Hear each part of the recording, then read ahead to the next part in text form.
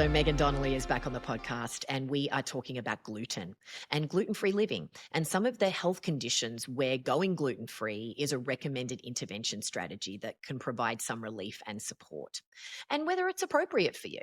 So you may remember Meghan from episode 18, where we talked about the gut-brain connection and the importance of better gut health and digestion. Meghan is a registered dietitian working out of New York City, and she specializes in digestive health. So she works a lot with celiac disease, IBS, Hashimoto's. She specializes in helping people with food intolerances, and she's a Monash University certified FODMAPs practitioner. Meghan is also the Director of Health Communications for the Celiac Disease Foundation. So she's really up with the latest research with regards to celiac disease, gluten-free living, non-celiac gluten sensitivity, all kinds of digestive health conditions where gluten may present as a trigger. So Meghan is also the lead dietitian for Skinny 60. So she and I have worked together for over 5 years now, leading thousands of participants through our 60-day reset, which is a digestive health reset. So our primary objective is improving your gut health and digestion. So one of the intervention strategies that we utilize for the 60 days is going gluten-free to determine whether gluten is a trigger for you. And because it's very difficult to digest, it's a very effective strategy, just for the short term it might be, to improve your gut health and digestion in the best way possible to get the best results in the program. So it's only one of the strategies that we utilize, but it's a very effective one.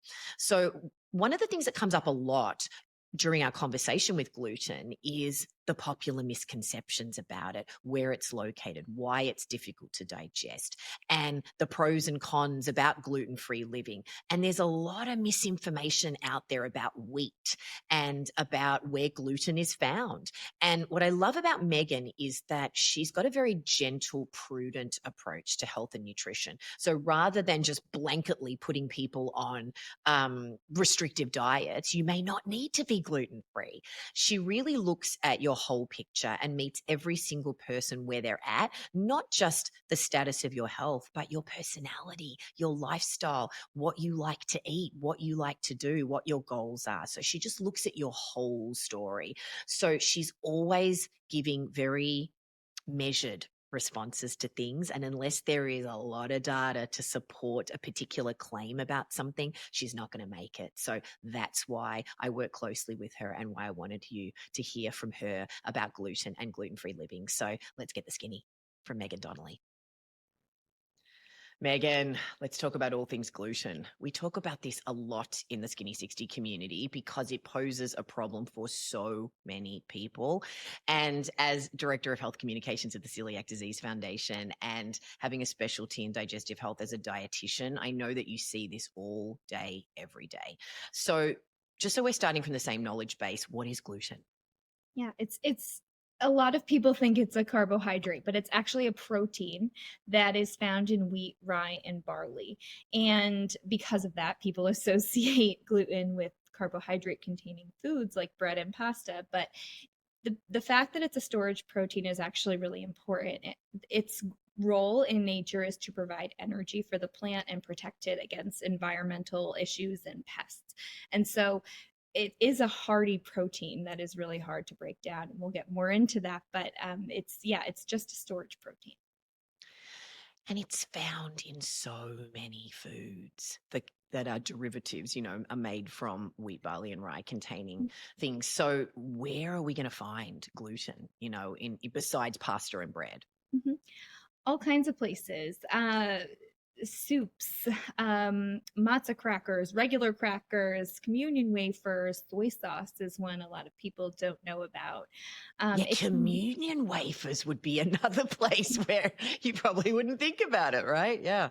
It's funny as you as you do diet recalls with people and you learn about what they're eating, sometimes you forget these things that are religious affiliated, and so yeah, Yeah. it all matters. It can be in different sauces, prepared meals. A lot of sushi has some sort of gluten containing ingredient. Malt flavoring is actually a really common ingredient in candy, and that is a derivative of barley. Also, beer is made from barley traditionally.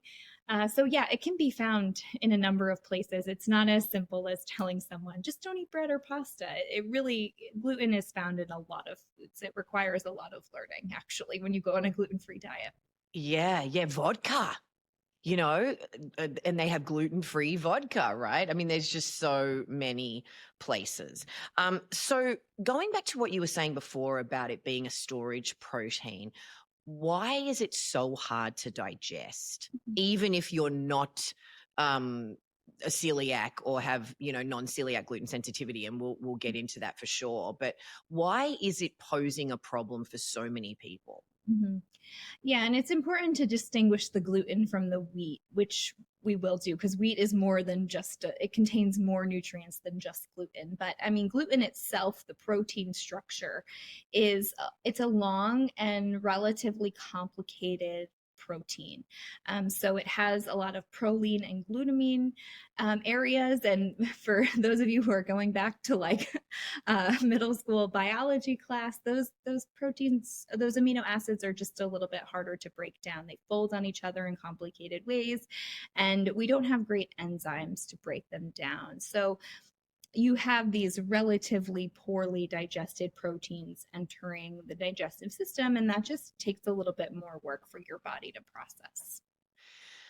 Let's talk about, because it is so large, how the small intestine has to stretch, to let it in, right? Let's do, if we're going to dive down the middle school biology, let's dive in.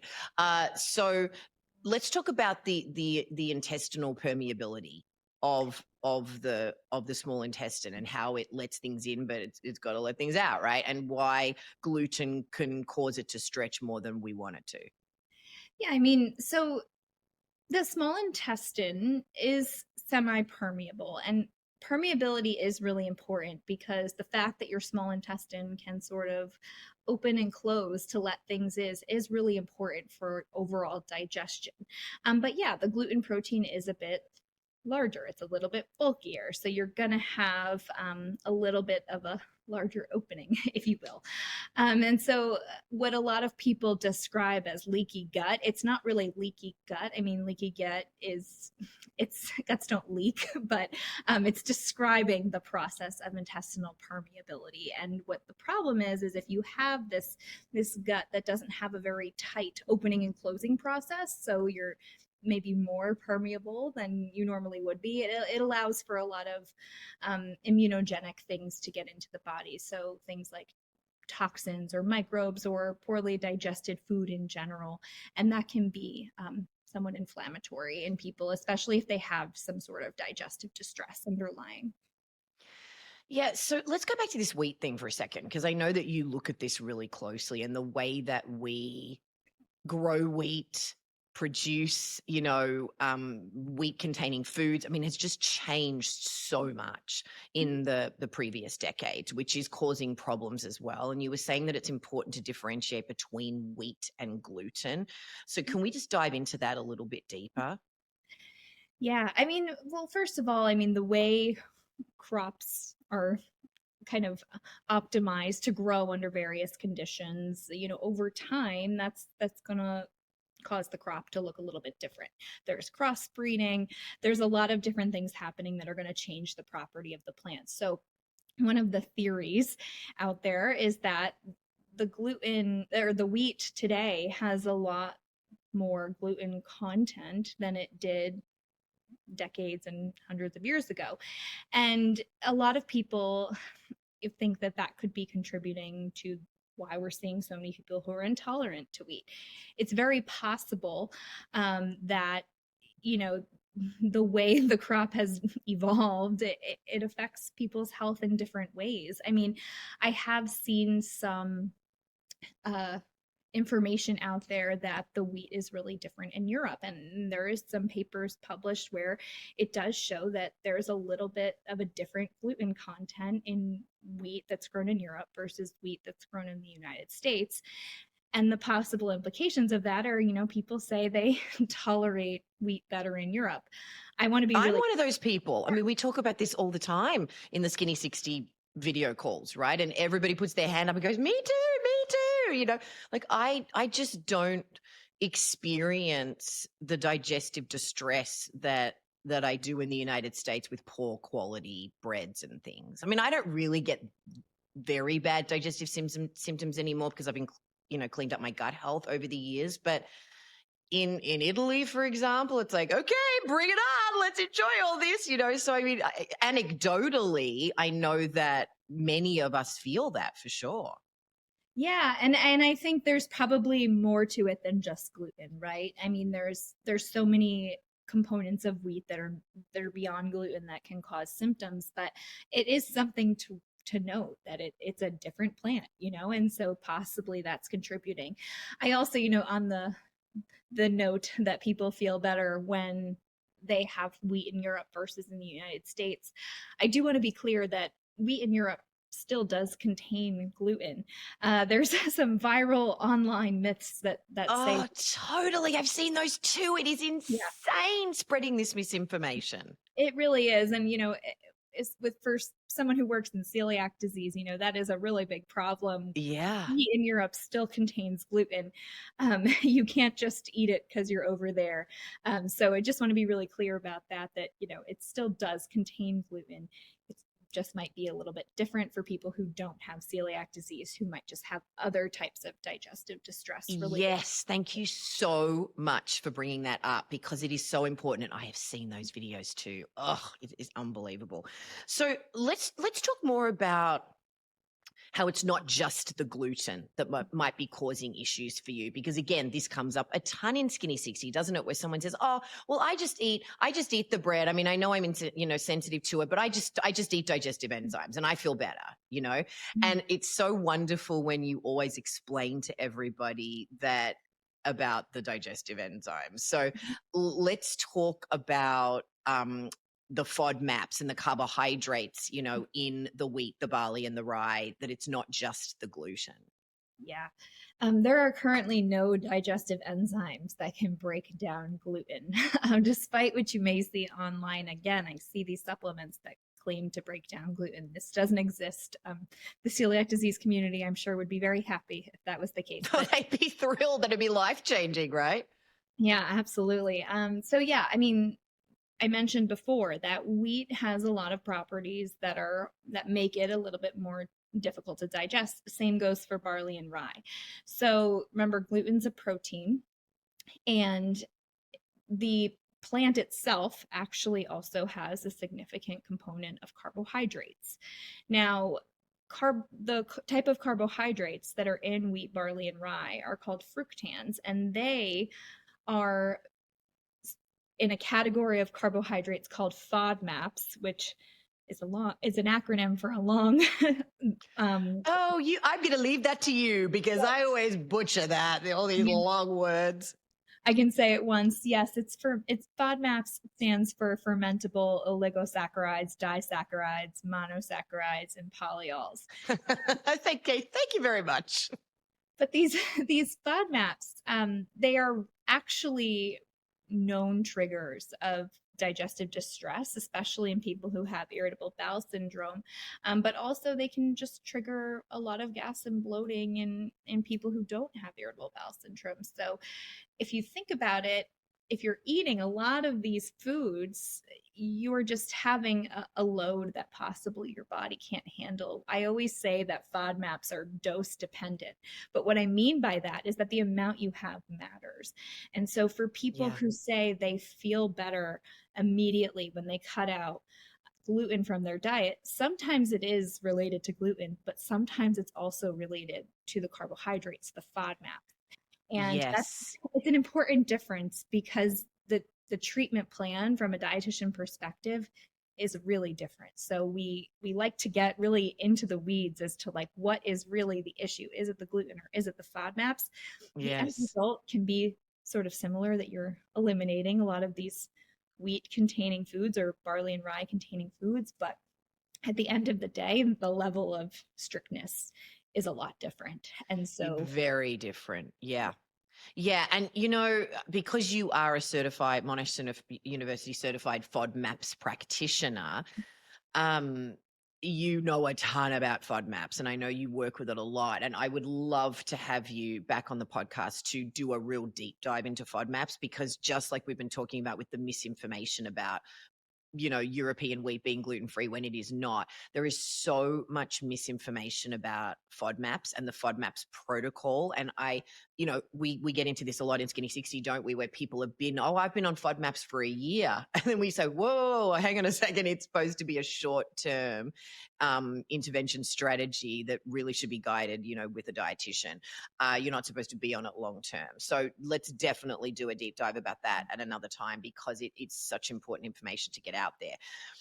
I want to go back to some of the conditions that you were referring to with IBS, and we've been, constellating around celiac disease. I want to dive into that a little bit more deeply, because, there's so many health issues where a gluten-free diet is a recommended intervention strategy, and it has been proven to be a very, very effective strategy. And I know that as a dietitian in your private practice, you specialize in digestive health and see this all the time at consulting with people with celiac disease, IBS, non-celiac, gluten sensitivity, and many other things. So I want to just talk about this, because I know, dear listener, you may be struggling with one of these things or feeling gassy and bloated when you eat gluten, as many of our participants in Skinny 60 do as well. So you are definitely not alone in that. So let's start with celiac disease, because you are one of the foremost experts in this. Celiac disease is so much more common than we tend to think that it is, right? So what's the percentage of people that are affected by celiac disease? Yeah, we actually think it's about 1% globally. So that tells Whoa, so you that's other things. millions of people. Yeah, and something that's interesting, because people used to think only people with European ancestry could develop celiac disease, but now we're realizing it's kind of everywhere. Yeah. Yeah, and celiac disease is an autoimmune disorder, and gluten is the trigger for the autoimmune reaction. So, with celiac disease, the implications of a gluten-free diet are very severe. It's a strict lifelong adherence to a gluten-free diet. There is no cheating. Celiac disease is what happens is when someone with celiac disease consumes gluten, the villi in their small intestine becomes damaged and inflamed. And the Let's talk villi, about what the villi is, so yeah, that someone who's going, what's villi? I think villi are one of the most magical things in the human body. I mean, they're very important. I agree. The villi are these, they look like little fingers, and they line the small intestine, the inner tube of the small intestine. And They're like they're, little hairs, right? yeah, Kind of. I mean, they look like little hairs. exactly. And their role is to grab onto nutrients so that you can absorb the nutrients from your food. So when they become damaged or flattened, as is the case in celiac disease, you don't absorb nutrients very well at all. And long-term nutrient deficiencies can cause a lot of health issues. I mean, we see people who have early osteoporosis or anemia for a long time, or neurological issues related to nutrient deficiencies in a long-term basis. And so, um, with celiac disease, what's really cool is that the villi can regrow. So once the person goes on a gluten-free diet, very often those villi regenerate and a lot of their issues go away. Symptoms of celiac disease can really vary as a Oh, result. this is an eye opener when you shared this in the community, right? Because there's over 200 symptoms or something, right? And they're not gas and bloating and these digestive distress symptoms that we stereotypically associate with indications that you might have celiac disease. I mean, it's kind of mind blowing when you start listing some of them. So can you share some of the symptoms we might not realize may be an indication that you have celiac disease? Yeah, there's so many. I mean, yes, over 200 signs and symptoms. A lot of them related to nutrient deficiencies. So people get neurological issues like migraines or brain fog, or what we call neuropathy, which is like tingling in the extremities or numbness. People have fertility issues very often. Oh, when you said that the first time on one of the video calls in Skinny 60, I mean, people's faces, they were just, and then we had somebody, didn't we? I mean, had a participant. I mean, It's just it's unbelievable. Yeah, yeah, and I will say, like, just before I get into more of the symptoms, like, a lot of these things do go away with the initiation of a gluten-free diet, which I think is Yeah. one of the coolest examples of food as medicine that there is, because it really is healing for people with celiac disease. There's bone density issues, general fatigue, um, of course, there are people who present with the digestive issues, but some people only get skin issues. They get rashes. It's a very specific type of rash, but it's oftentimes the dermatologist is the one making the referral to the gastroenterologist to look at someone's and do an endoscopy to look to see if someone has celiac disease. The list goes on, and honestly, it's really interesting because when you look and you work with people who are on a gluten-free diet long term, a lot of times they live a relatively normal life. They don't really have very many symptoms at all. um, but when they have gluten accidentally, which does happen, a lot of times the first sign is vomiting, which is not a common symptom prior to Ooh. diagnosis. And Yeah. the reason I think that's interesting is because it's literally like your body is rejecting it because it's fighting that Yes. autoimmune reaction, or at least that's how I explain it to people. So not It's common before. magical if you think about it, as uncomfortable and gross as it is. It's just your body going, whoa, whoa, whoa, whoa, just protecting you. Yeah, yeah, and it's not common before diagnosis. People live for, I think the average time to diagnosis in the United States is 4 to 7 years of symptoms that go undiagnosed, which is too long. Um, Whoa.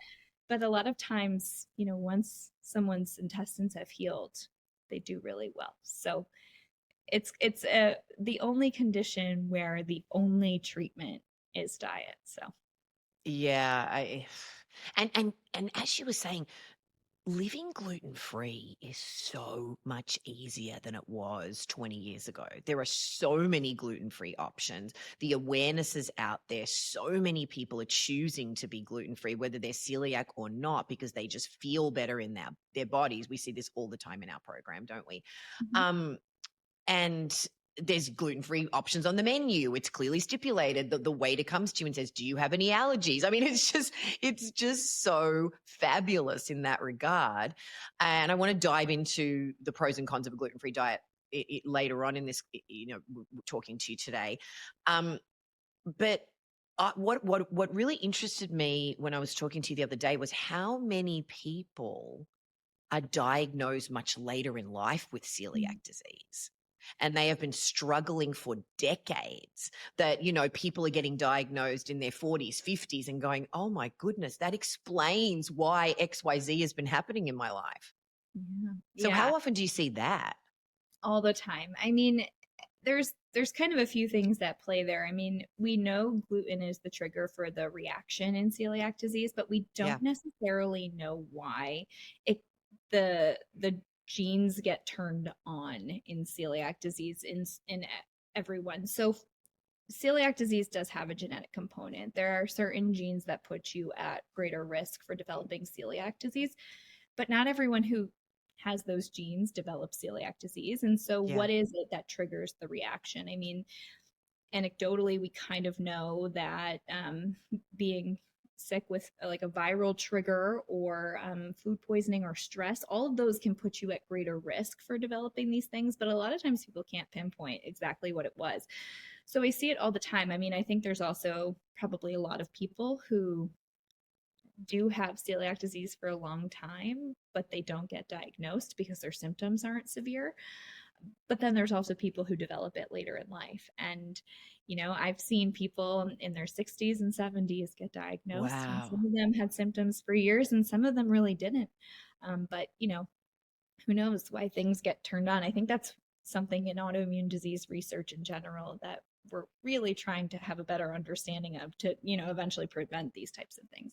Yeah, because once you develop one autoimmune condition, you are predisposed to develop a second, a third, a fourth. I mean, it's really important to get a diagnosis and get on early intervention for sure. Um, let's talk about the rise of non-celiac gluten sensitivity and the difference between that and celiac disease, because again, we see this all the time in our community. Yeah. And non-celiac gluten sensitivity can look a lot like celiac disease, but when Yeah. they do, so celiac disease is diagnosed by a blood test and then a follow-up endoscopy. They will look at the inside of your small intestine to find that flattening of the villi, that damage. In someone with non-celiac gluten sensitivity, that damage is not present. We know people have the symptoms. Many of the symptoms can be very similar. Some of them can even be severe. But for whatever reason, it's not an autoimmune reaction in the small intestine. And so it's growing for sure. We don't have great data on the prevalence because there's no biomarker, there's no test you can take in order to get diagnosed with non celiac gluten sensitivity. We have to base everything on symptoms, but estimated to be about 6% of the population, at least in the United States, which is a lot. Whoa, that's a lot of people. Yeah, yeah, absolutely. And so I think at this point, we don't have a good enough understanding of the mechanism for non celiac gluten sensitivity. We know there's an immune reaction, we know there are symptoms. Um, but as far as who can develop it, we really don't know the information. So, I mean, I work with a lot of people who react negatively to gluten. And when we do a diet recall and we challenge foods, it really is seeming to be the high gluten foods that are the trigger. And the overall treatment plan looks pretty similar typically to someone with celiac disease, but and I think it's worth studying these people to figure out, is this sort of like a pre-celiac disease? Is it something you can control by going gluten-free earlier? What is the outlook for these people? Can they regain their ability to consume small amounts of gluten? I think we have a lot more research that needs to be done in this group in particular. Yeah, and I mean, I think that's the material difference. Once you have been diagnosed with celiac disease, you cannot eat gluten because your villi will flatten. It will be destroyed. You will not be absorb nutrients. Whereas non-celiac gluten sensitivity, you may be able to consume small amounts of it here and there and not develop, really serious symptoms, and your villi will not be destroyed. Is that a correct statement? Yeah, yeah, basically, but the symptoms could look the same. And I think with people I've worked with, at least, who have non-celiac gluten sensitivity, they want to be taken as seriously in terms of Yeah. their dietary restriction, which I completely understand because the symptoms can look very severe.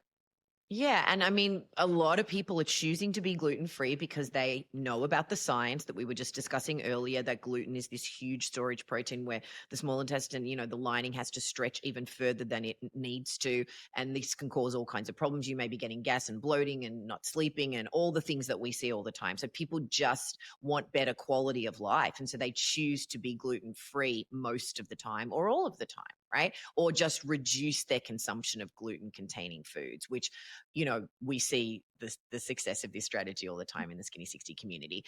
So I know that you work with IBS a ton. You have a lot of private clients. We have a lot of people in the Skinny 60 community who present with irritable bowel syndrome. That is an even larger percentage of the population. So what percentage of the US are estimated to have IBS? Yeah, it's actually even larger. It's about 10 to 15% in the US. Whoa. Yeah. That Yeah, is and a lot of people.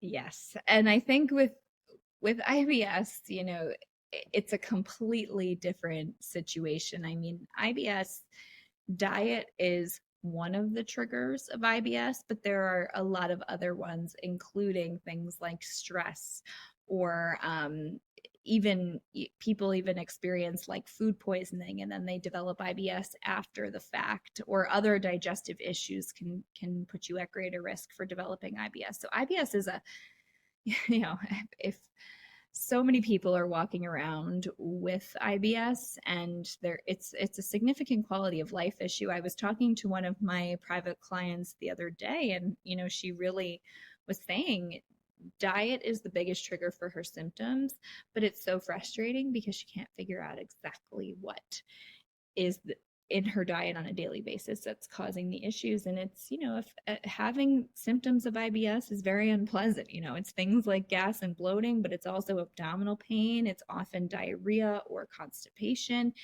These things affect your quality of life in a really important way. And I think as awareness of IBS grows, we're getting much better treatments. I mean, there used to only be an option for medication or diet, and now we're getting a lot of alternative therapies, including some supplements, some mental health therapies like gut directed hypnotherapy or cognitive behavioral therapy, all targeted towards helping with that gut brain connection, reducing the sensitivity of the nerves and the abdominal wall and the digestive system to calm down the symptoms. Yeah, I mean, you talk about this a lot in our video calls in Skinny 60 about how so many of the gastroenterology conferences and gut health conferences and health conferences in general that you go to, the keynote address or one of the big focuses is stress.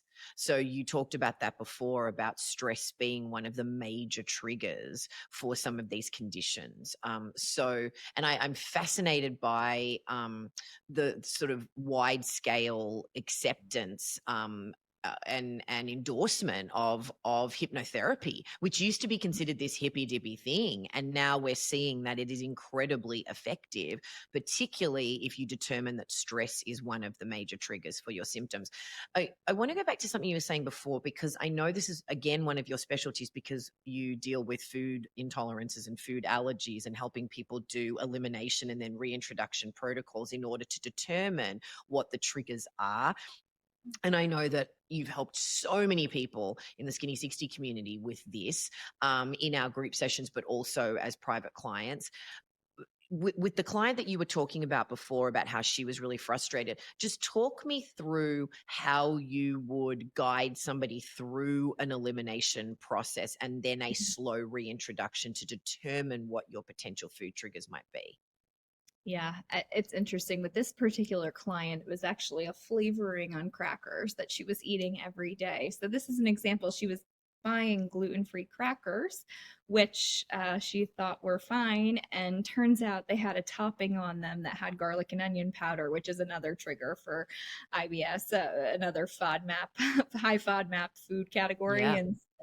and that was the culprit. But I mean, basically, what happens is I work with someone on doing a deep dive into their diet. So we'll do in-depth dietary recalls and start adding things that are more appropriate for whatever dietary intervention we're trying to achieve. So if I'm putting someone on an elimination diet, I'm going to give them substitutions. So for example, if someone's having yogurt with honey every morning and they have symptoms of IBS, those are foods that I might pull out and I would swap with something that's more appropriate for someone with IBS while we're doing the elimination phase, because yogurt and honey have too high FODMAP. Those are too high FODMAP foods.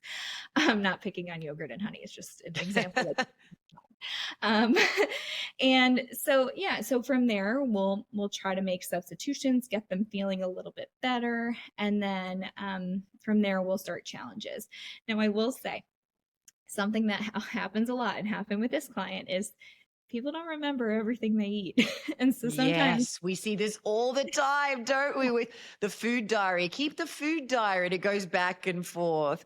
yes. And yeah, things just get missed. Yeah, it's Right. And amazing. so, someone writes gluten-free crackers on their food diary, and Yeah. I have to say which brand, which Yeah. flavor, how much. Yeah. And, sometimes that level of detail is not there. So if you're working with a dietitian or you're doing this, try to be as detailed as possible. It's very helpful. Um, Yeah. but from there, so we'll get some symptom relief. Typically, an elimination for FODMAPs is 2 to 6 weeks. I try not to go beyond 6 weeks because it is a very restrictive diet. And my goal as a dietitian is to give someone the least restrictive diet as possible in the Oh, context. this is what I love about you. You're Yeah. not extreme, and you work with every single person and meet them where they're at, and how, and also you always look at the lifestyle component, not just the health component, the joy factor, what is going to be sustainable and joyful for you. I think is one of your superpowers as a dietitian. Yeah, thank you. I mean, it's really important. I mean, all foods whole foods, they have different nutrients and you want to be eating a variety of things. So if you're on a super restrictive diet like the low FODMAP diet, you're missing the opportunity for so much good nutrition, and it's also Yes. affecting your quality of life, right? Things don't taste good. You feel like you can't eat out. You have like limited options in a social setting. I want to avoid that as much as possible. So that's why I always push people to the challenge phase, which is the Yeah. next Well, but week. the other thing too is, okay, so you may have reduced some of these other symptoms, but you could be malnourished. You may Right. not be getting the nutrition that you need, which will then present other problems down the road because you are not nourishing your body strategically and effectively. So what this always surprises people when we go over this on the Skinny 60 calls about the reintroduction Mhm. phase. And as you say, the dose dependent nature of potential symptoms. And people are always surprised by what you consider to be an appropriate reintroduction portion. Yeah. I mean, we start very small. So the way I would do a reintroduction challenge. I would take one food and you're going to have it on at least 3 occasions. Typically, the schedule is day one challenge, day two, no challenge, day three challenge, day four, no challenge, day five challenge. Yeah. The challenges are the same food in different portions. So we might start with a very small amount of something, then a medium amount of something, and then what you would consider a full portion. But these can look really small. I mean, I have had Like a people tablespoon or 2 tablespoons is what you say. absolutely, And everyone goes, absolutely. what? It's- I mean, when I do garlic challenges, I'm doing like a quarter of a teaspoon, a half a yeah. teaspoon, and then maybe a full teaspoon on the third challenge. Like it really depends on what the person's tolerances are. It also Yeah. depends on the food a little bit. There are some foods that are more potent in a smaller portion, and so there that you just need to challenge smaller portions. But yeah, I mean, I have a lot of clients who they kind of push back and they're like, that's never the amount that I would have. And it's like, but if we do too much at once Yeah. and give your body a chance to adjust or even react to the food, then we're not really going to know how much you can tolerate. And the goal is to get to a place where you can sort of live in this space where you can have a little bit of something, or you just can't have it at all, or you can have a full portion. We just don't know unless we isolate it like that. So we go really, really slow and really, really small portions. Yeah, I mean, it is an exercise in patience, Mhm. and the reward is so great when you get to answers and you really start to feel better. And this is why I'm such a huge fan of dietitians, because you're the medical practitioners who are experts in food and Mhm. nutrition. And it's always astonishing to me how little dietary training or nutrition training regular doctors get and other specialists. Unless they choose to arm themselves with this knowledge. There are amazing integrative practitioners and GPs who do have a lot of nutrition knowledge, but that is not common. And dietitians work with your doctors and other medical practitioners to determine, what kind of nutrition strategies would be appropriate for you. So I love, love, love this so much. It's also really important to note, and I want to ask you about this, that just because you present with a food intolerance or a food is a trigger for you today in these current health issues that you have does not mean that you'll never be able to eat it again. So can you talk a little bit about what you've seen with regards to that? Because I think it's important to give everybody hope that, that it may be temporary, it may be forever, but it could just be for this chapter while you're putting your body into a healing space. Yeah. So I want to give a couple of examples about that because I see it all the time, but in different contexts. And so, celiac disease, for example, that is a lifelong gluten-free diet. But a lot of people have difficulty tolerating other foods because their villi are damaged. And I see this like a lot of the digestive enzymes that are present in the small intestine kind of live in that area where the villi are. So if the villi are flattened and there's inflammation in the small intestine, you're not producing enough of those enzymes to break down certain foods. We see this very commonly with like lactose. People lose the ability to digest lactose, but then they regain it later on, at least to an extent, or it's improved or something like that. So while you have to be gluten free, you might get all these other foods back. I see the same thing in people with IBS. I mean, a lot of times flares will come and go. And people who sort of, when they work with a dietitian and they go through these elimination and reintroduction protocols, they will sort of learn what to do when things flare up. And Yeah. oftentimes they don't have to be as restrictive when they're not in a flare. And so it is important. I mean, I see people who, they're like, I just want to know what I'm intolerant to and I'll avoid it. And it's like, well, you have to kind of have a little bit more of a relaxed approach to it because these things can change. And I don't want you as a dietitian to be restricting a food. I mean, a lot of high FODMAP foods are very healthy foods, a lot of Yeah. vegetables, a lot of fruits, things we want people eating. And so it's not just as simple as, oh, I'll just cut it out.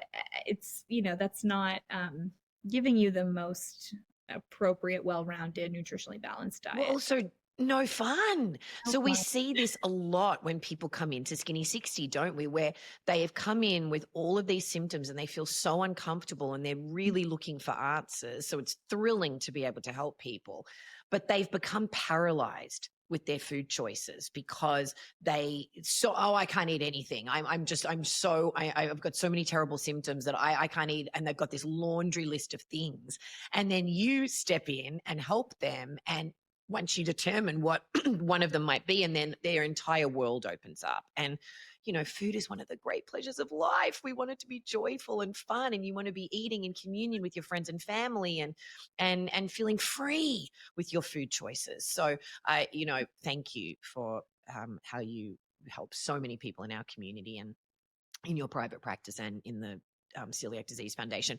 I want to ask you about thyroid conditions, because this is another area where so many people are developing some kind of a thyroid condition. And we have, particularly women over 40, and we see so many people in our community, don't we, come into Skinny 60 with Hashimoto's, Graves, some kind of thyroid disease. And a gluten-free diet is also recommended as an effective intervention strategy for those conditions. So can you talk me through that?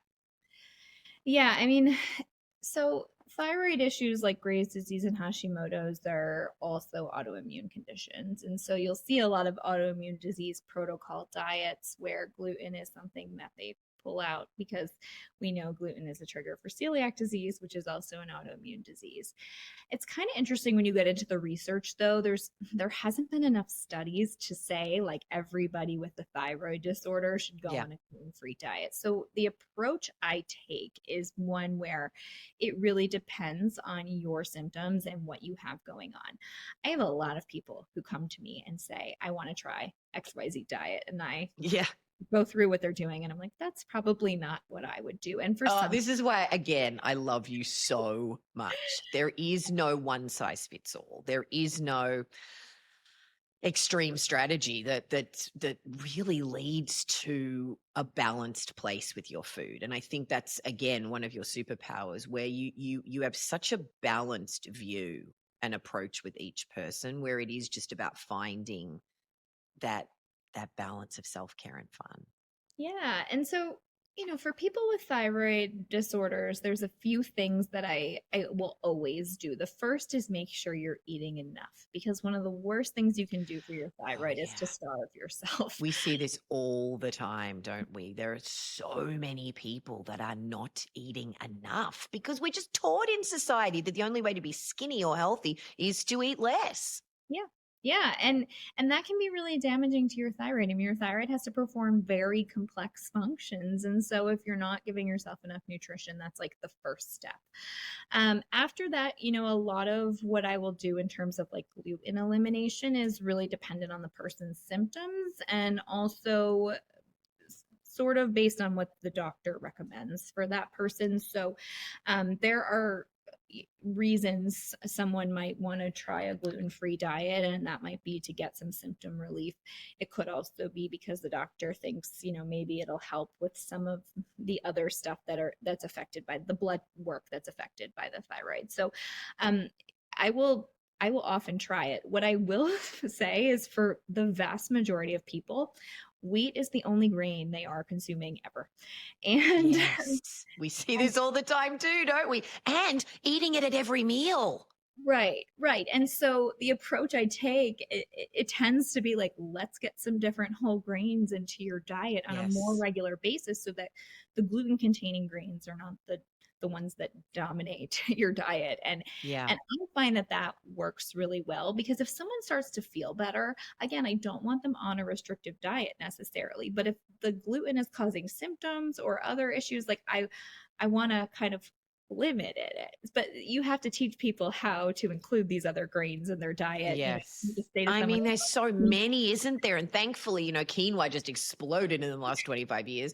But there's amaranth and buckwheat and millet and, sorghum. And I mean, there's just so many wonderful grains that actually have a more impressive nutritional profile than wheat.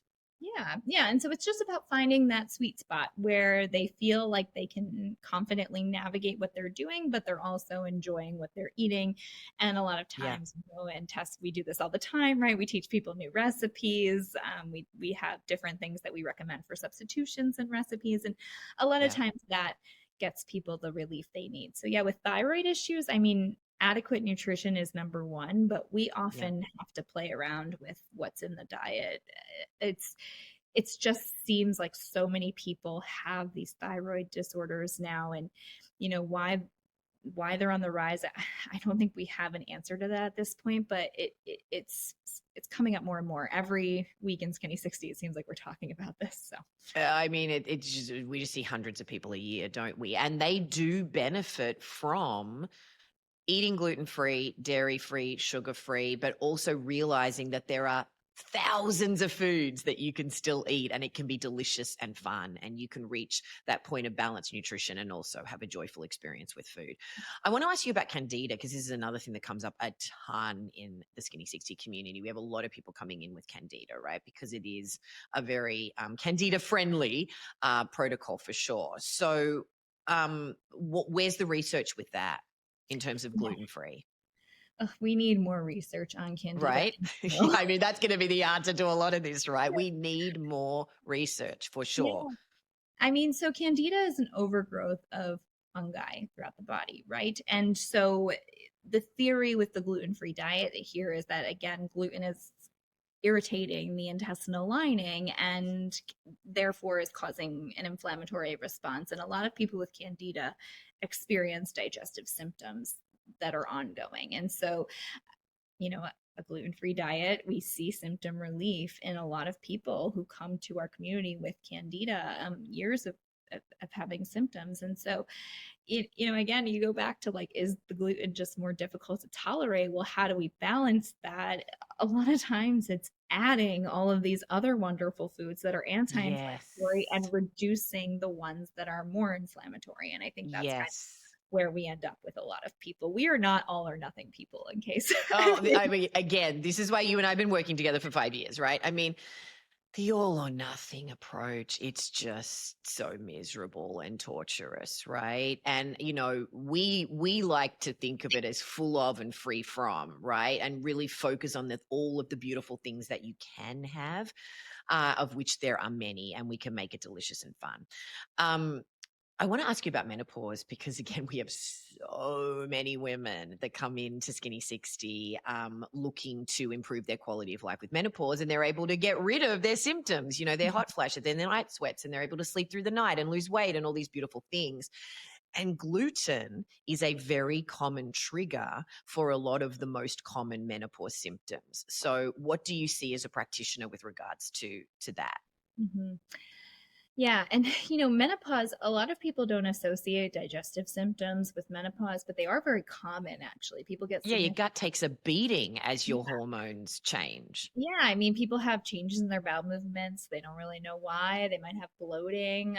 A lot of people develop this. And so, again, similar to the thyroid situation, reducing gluten from in the diet and replacing it with other grains, a lot of people feel a lot better and they reduce their other symptoms. Now, I will say menopause symptoms as a whole we do not know a lot about why a lot of those symptoms happen, but a Yeah. lot of them seem to be related to gut distress. And so, can we get the gut in a better place? Can we calm things down a little bit from a symptoms perspective? Can we improve the health of the gut microbiome by giving you a lot of high fiber foods and fermented foods and sort of reduce the stuff that exacerbates the gut and disrupts the gut microbiome? Things like um, processed foods and sugar and alcohol, like pulling Mm. those things out and adding some of the other things. I mean, people feel a lot better. We see this every day. So, Yeah, and once you clean up your gut health, and start eating strategically and taking in balanced nutrition, you're able to regulate your blood sugar and, get rid of the insulin resistance that can be so common. That's also exacerbating hormone imbalances in the body during menopause, perimenopause, and postmenopause. For sure, we see this all the time. So I want to ask you about some of these ideas about and objections to living gluten free mhm. or reducing the amount of gluten in your diet, because I do love this sweet spot that you're talking about, that it doesn't have to be all or nothing unless you are a celiac, someone with celiac disease. You don't have to give it up entirely. We're just suggesting not eating wheat at every meal. Like a lot of people, they're having bread, toast for breakfast, then they're having a sandwich for lunch, then they're having pasta for dinner. We're just having it all the time, just reducing it and finding more of a balance and more variety in your diet. So I know that this is, something that really rubs you, all this misinformation about a gluten-free diet. So Mhm. what are some of the arguments why it would be the worst thing in the world to be gluten-free? Yeah. I mean, there are people who say that the gluten free diet is inherently less healthy than a gluten containing diet. And I just cannot get on board with that. If I'm working with someone with celiac disease, I can make them a really healthy and well balanced gluten free diet. It really is about what you are adding to the diet if you're not having wheat. Yes, And a and I could stage an argument that any diet is unhealthy if you're going to choose to not eat vegetables and eat a lot of processed foods. And, we could say that about any dietary protocol, that, there are so many unhealthy vegans who are not eating enough vegetables and eating not a lot of nutrients, and a lot of processed foods. There's a lot of people in a gluten-free diet that are eating a lot of packaged foods with a lot of sugar. I mean, we could say this about anything. Right. And it's not like wheat has these nutrients that no other foods have, Yeah, right? right. You It's do just not need to eat wheat to be healthy, for sure. no, there are ways to do it. So I just don't agree with that. I think there is this idea that you don't want to restrict where restriction is not necessary. And I Yeah, agree with that. But I think as dietitians, it's our job to help people find that balance where they're not overly restricting, but we're making sure that they're meeting their health goals and reducing their symptoms. And I think there's a way to balance that. I just don't agree that it's a less healthy diet. And it's, if gluten is a problem for you, like I take the approach with most of my clients where I will not ever tell you that a food isn't bothering you. I just want to make sure we know the reason why. And so that's why we go yes. through the protocol in the way that we do when it comes to restriction and challenging, because I want to make sure Yeah, that food is really an issue. A lot of times people think of food as an issue and it's actually, some other underlying thing that, yeah, and the food just was triggering a little bit, but it's not actually the cause of the reaction. And so I want to make sure we're treating the right thing. And so yeah, I'm not yeah, just going to put someone on a gluten-free diet without knowing more about what they're eating and what their lifestyle habits are. yes. And we come to a place where it's not restrictive. Yeah, I mean, again, that's another one of your superpowers, is looking at the whole picture, you know, not just what you're eating, and they're all interconnected. And so, we see this all the time, don't we? How emotions, mindset, other lifestyle choices, sleep, hormones, all of these things play a role in why you feel the way that you do, and then can inform what strategies may be effective for you and work for you. And just because something works for your friend or your neighbor or a family member or someone on the internet does not mean that it's appropriate for you. So, again, this is why we have the luxury of getting to know people for 60 days, right? And really getting to see the whole picture, which is amazing. Um, I want to ask you about the low fiber argument about a gluten-free diet because I know fiber is one of your favorite topics. I mean, that's also a ridiculous argument. Yeah, I mean, there are a lot of foods that have fiber. Everything that comes from the earth, every plant has some level of fiber. Fiber is, yes, it's one of the key nutrients for digestion. Absolutely, a lot of people, they're not eating enough plants in general. They are eating wheat products every day. All of a sudden, they try to swap those items for a gluten-free version of it. And the gluten-free products, the processed foods, they do tend to be lower in fiber.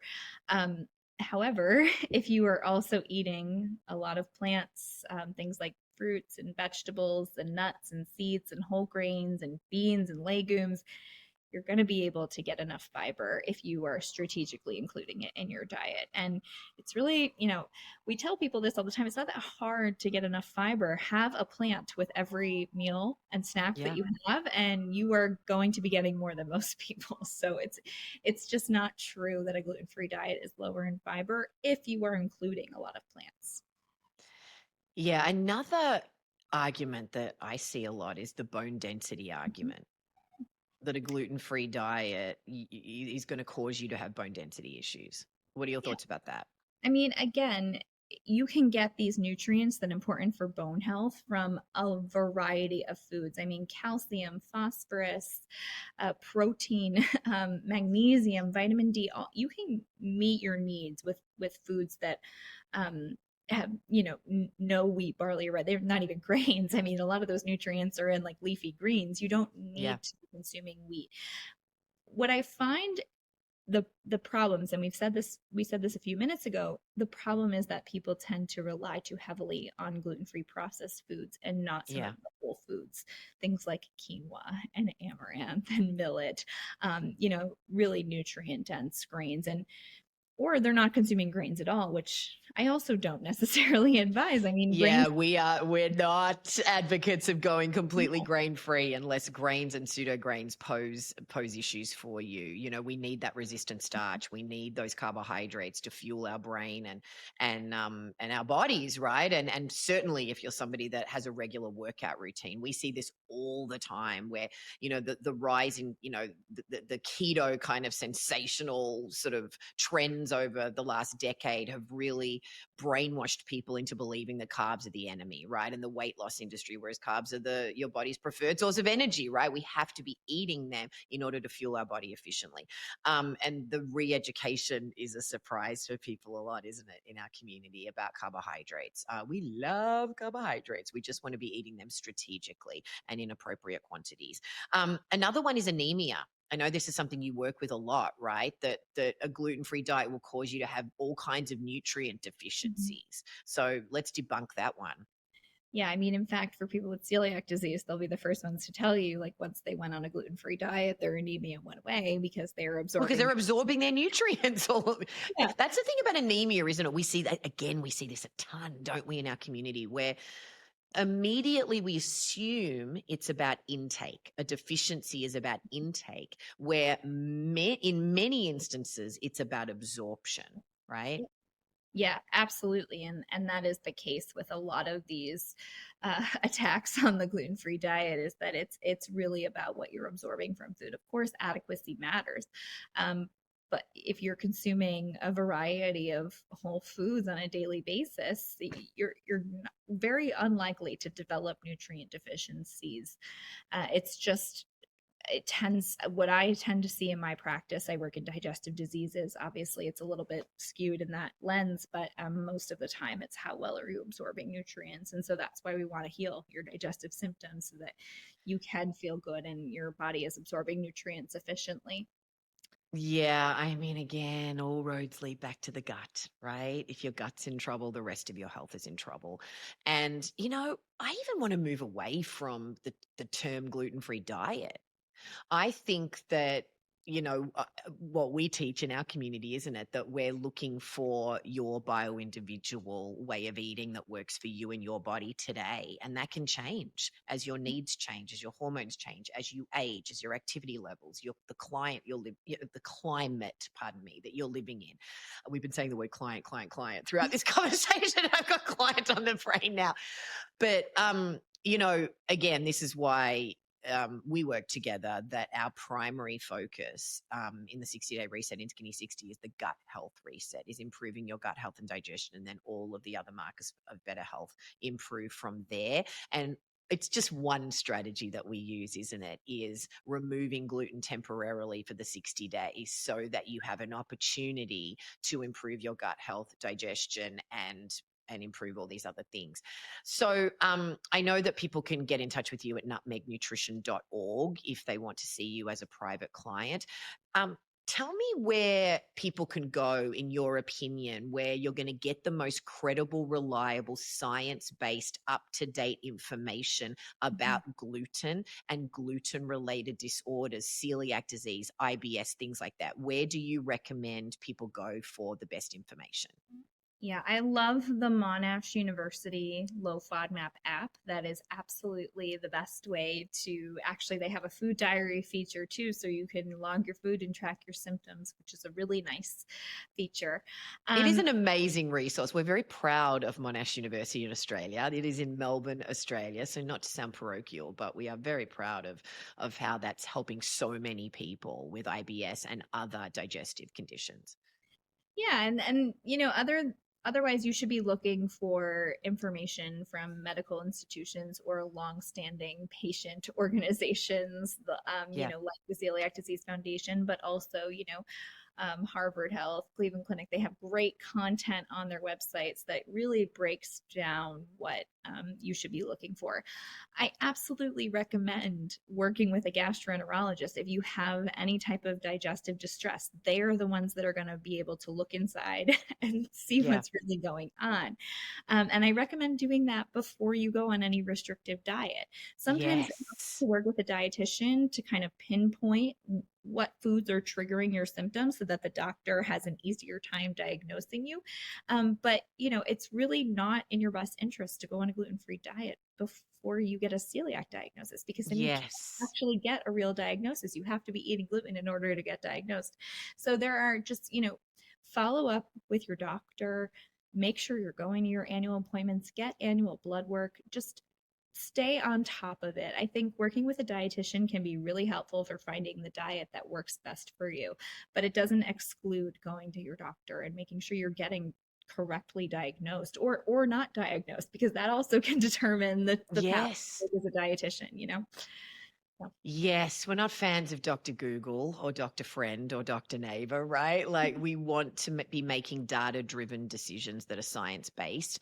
And so going and seeing your GP, getting a referral to a gastroenterologist, getting the required tests, and then if you do get a diagnosis of some kind of digestive condition, then the gastroenterologist can refer you to a dietitian that specializes in the particular area where you're going to be needing support. So Megan specializes in digestive conditions. You might go away and get diagnosed with something else. So there are dietitians that specialize in different kinds of cancers. There are dietitians that specialize in all kinds of issues. So definitely be getting credible information, getting that data, having those clinical tests, and not self-diagnosing. So we talk about this a lot in the Skinny 60 community, don't we? That we're very big on science and making data-driven decisions. So thank you so much for talking this through with me. We talk every week, and I always love our conversations. So thanks. yeah, of course. So happy to be here with you. Lots of great information from Megan. I hope our conversation helped clear up some confusion about gluten and gluten-free living. I think the overarching message is the importance of getting your annual checkup and blood work and getting that clinical data that you can then take to a dietitian to find some nutrition intervention strategies that are appropriate for you, not only looking at your symptoms and your health goals, but also your personality and lifestyle, and whether or not this particular intervention is appropriate for you and is sustainable. So I loved when Megan said, I would never recommend a restrictive diet unless restriction was necessary. And so working with a practitioner to identify what your triggers are and then charting a path forward that's going to help you get the results that you want. It was interesting what she was saying about the misconceptions about wheat in Europe, and that it does contain gluten and that there's no digestive enzyme that digests gluten. So gluten may not be the trigger for you. It might be the FODMAPs or the carbohydrates in the food that's presenting problems. So when she said knowing the source of your discomfort determines the treatment, and the treatment might be very different. So you may not need to be on such a restrictive diet. And that difference between celiac disease and non-celiac gluten sensitivity, that is not as restrictive as celiac disease, where you absolutely cannot eat any gluten.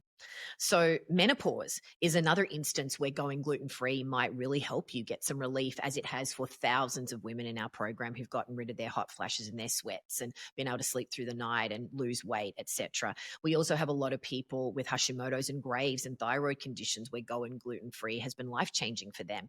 But again, Meghan was saying that it's not a blanket solution across the board for everybody with a thyroid condition. So again, getting that data and working with your practitioner to find solutions. When she was talking about celiac disease, it just never ceases to amaze me how common it is, and it's not as rare as most people think, and that there's over 200 different symptoms that can present themselves, and many of them have nothing to do with digestive distress. So that gap between presenting with symptoms and getting diagnosed is 5 to 7 years, and people are getting diagnosed in their 60s and 70s. So if you suspect that you have a gluten intolerance, please go and get the necessary tests to determine if you have celiac disease. If you have a thyroid condition, if you have IBS, there's so many intervention strategies that can help you provide relief. And a gluten-free diet may be one of them, and it may not be. So you can work with Meghan and find her at nutmegnutrition.org. She does telehealth, and she has helped so many people in our community. She's fabulous to work with. And if you want to work with us more in depth and join the next 60-day reset, we would love to have you. You can learn more at ithastobeme.com/reset. I want to hear about your It Has to Be Me story. So head on over to ithastobeme.com/stories to share it in our free community. You can also join the conversations we're having about this episode and others. I'm Tess Masters. Join me next week and we'll dive inside another great story to help us go from dreaming to doing.